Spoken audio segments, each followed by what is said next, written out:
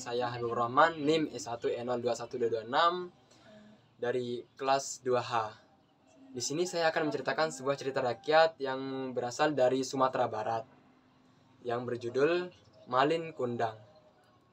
Pada zaman dahulu hiduplah seorang anak yang bernama Malin Kundang dan ibunya bernama Mande Rubaya. Mereka hidup di sebuah desa di pinggir pantai. Karena pendapatan di desa itu sangat sedikit, banyak masyarakat di desa itu pergi keluar daerah untuk mencari pendapatan yang lebih. Mande Rubaya sangat mencintai anaknya. Dia menafkahi anaknya dengan cara berjualan kue di desa. Suatu ketika, Malin itu bermain hingga dia terjatuh dan terkena luka parah. Tangisan Malin terdengar oleh ibunya. Lalu ibunya menghampirinya. "Wahai Malin, kamu kenapa?"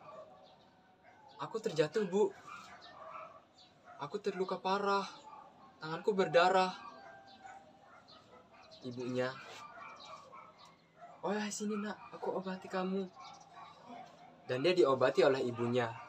Lalu, ini akan sembuh, tapi bekas luka ini tidak akan hilang. Tidak bisa hilang. "Oh iya, Bu. Terima kasih, Bu." "Iya, nak. Lain kali kamu hati-hati ya saat bermain." Hari demi hari, bulan berganti bulan, tahun berganti tahun, Malin menjadi anak yang dewasa. Dia sangat menyayangi ibunya dan dia selalu membantu ibunya mencari nafkah. Pada suatu hari, Malin duduk di pinggir pantai sambil menatapi lautan yang luas. Dari sana dia berkeinginan untuk pergi merantau seperti masyarakat yang lain. Dan setelah itu, Malin pergi ke rumah dan izin ke ibunya.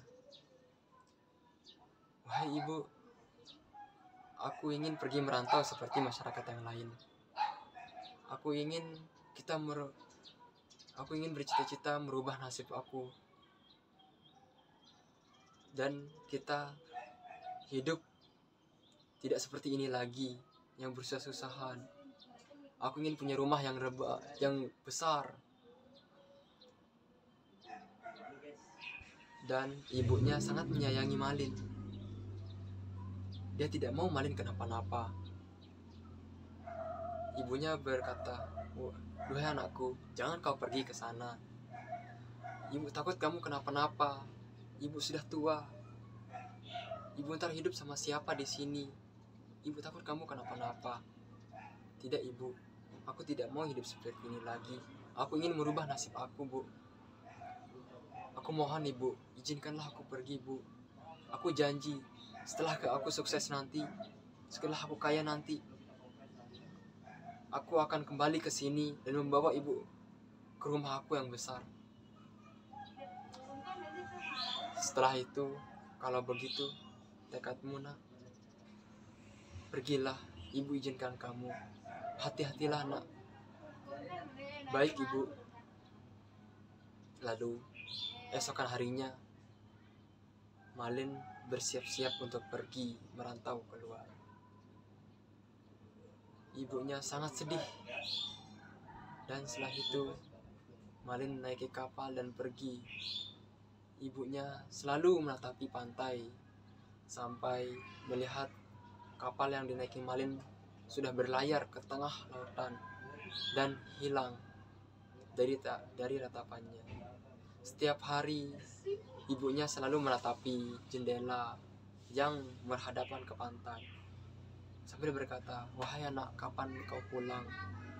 Kenapa kau tidak pernah mengirim surat, mengirim kabar ke ibu?" Begitulah perasaan ibu Malin yang ditinggal oleh Malin. Karena kegigihannya itu, Malin semangat bekerja dan pantang menyerah. Akhirnya, dengan kegigihannya itu, ia menjadi seorang yang kaya raya dan bisa menikahi wanita yang cantik dan kaya raya.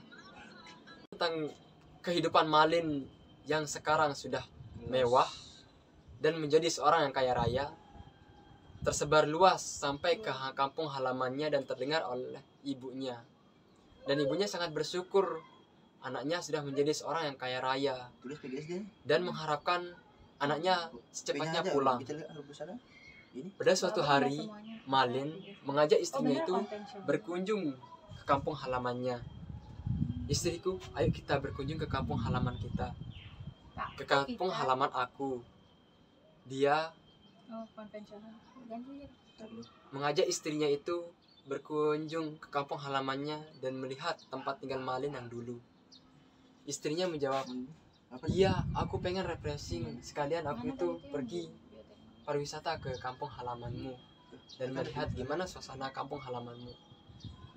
Lalu Malin mengajak istrinya pergi ke kampung halamannya. Kepulangan Malin terdengar dan tersebar luas di kampung halamannya sampai ke ibunya. Dan ibunya itu sangat senang setelah mendengar Malin akan pulang ke kampung halamannya. Dan dia mempersiapkan segalanya, dari masakan kesukaan Malin, makanan yang disukai sama Malin, dia siapkan.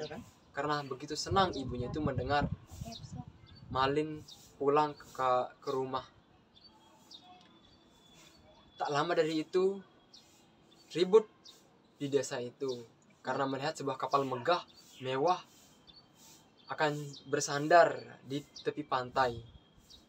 Setelah kapal itu bersandar, keluarlah sepasang suami dan istri dari kapal itu. Dan ibunya sangat senang melihat anaknya yang begitu ganteng dan mempunyai istri yang cantik. Setelah itu, Malin turun dari kapalnya dan ibunya berdiri di depan kapalnya itu. Setelah Malin menginjak tanah di desa itu, dia langsung dipeluk oleh ibunya dan ibunya berkata, wahai Malin, kamu sudah berubah nak, kamu sudah menjadi laki-laki yang tampan dan menjadi laki-laki yang kaya raya dan punya istri. Apakah ini istrimu nak? Ini udah mulai? Ini cantik sekali istrimu nak. Oh, hello. Terus tiba-tiba Malin kaget dan langsung mendorong ibunya itu. Kamu ini siapa? Kamu ini siapa? Aku tidak mengenalmu. Kamu tua, lesu, pakaian compang-camping, kayak seperti tidak terawat. Terus istrinya bertanya kepada Malin, "Duhai suamiku, ini siapa? Inikah ibumu? Kata kamu ibumu sudah meninggal." Dia bukan siapa-siapa aku. Ibuku itu sudah lama meninggal. Dari sejak aku kecil dia sudah meninggalkan aku. Terus ibunya sakit hati. Tadi gitu dia pakai. Terus ibunya sakit hati melihat jawaban dari anaknya itu. Malin, kenapa kamu begini? Aku ini ibumu yang selama ini membesarkanmu, merawatmu. Lihat luka di tanganmu itu. Dulu kamu jatuh dan terluka parah. Itulah buktinya. Tidak ada selain kamu yang mempunyai luka di sana, di tanganmu itu. Sedih sekali saya dengar. Terus saking marahnya Malin dan tidak mau mengakui ibunya itu, dia menyuruh pengawalnya itu untuk mengusir orang. Saking sakit hati ibunya Malin itu, lalu ibunya itu berdoa kepada Tuhan yang Maha Esa. Wahai Tuhanku, kalau memang benar itu anakku Malin, kutuplah dia menjadi batu. Itulah doa ibu Malin.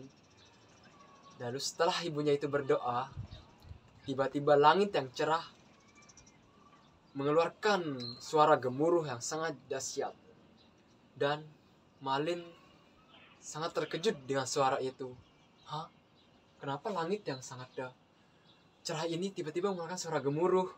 Tiba-tiba Malin merasakan hal aneh dari dalam tubuhnya itu. Dan dia bersujud dan merasakan hal sakit sekali dari dalam tubuhnya itu. Tiba-tiba tubuh Malin berubah menjadi batu dan doa ibunya itu terkabulkan. Lalu ibunya itu menangis sekali karena melihat tubuh anaknya, badan anaknya yang bagus itu tiba-tiba berubah menjadi batu.